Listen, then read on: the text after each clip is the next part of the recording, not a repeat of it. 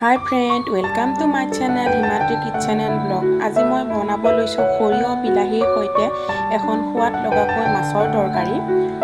এতিয়া মই মাছখিনি ভালদৰে ভাজি লৈছোঁ। মাছখিনি ভাজি হোৱাৰ পিছত পুনৰ কেৰাহীখন পাতি তেল গৰম হোৱাৰ পিছত কাটি থোৱা পিঁয়াজখিনি অকণমান টাইম ভাজি ল'ম। পিঁয়াজখিনি ভাজি লোৱাৰ পিছত মই ইয়াত কাটি থোৱা আলুখিনি দি দিছোঁ।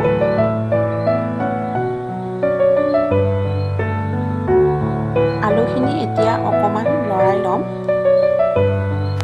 এতিয়া মই জোখ অনুযায়ী নিমখ এচামুচ, হালধি গুড়ি এচামুচ দি লৈছোঁ। এতিয়া মই আলুখিনি অকণমান ৰং অহালৈকে ভাজি ল'ম।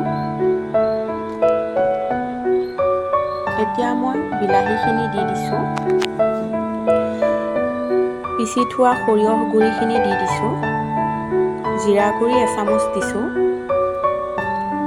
খুন্দি থোৱা আদা ৰহুনৰ পেষ্টখিনি দি দিছোঁ। এতিয়া মই এইখিনি ভালকৈ লৰাই ল'ম অকণমান ৰং অহালৈকে। এতিয়া মোৰ এইখিনি ভজা হৈ গ'ল।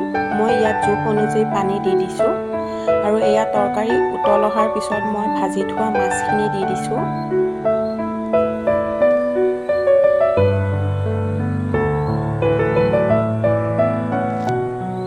এতিয়া মোৰ তৰকাৰী ৰেডি হৈ গ'ল।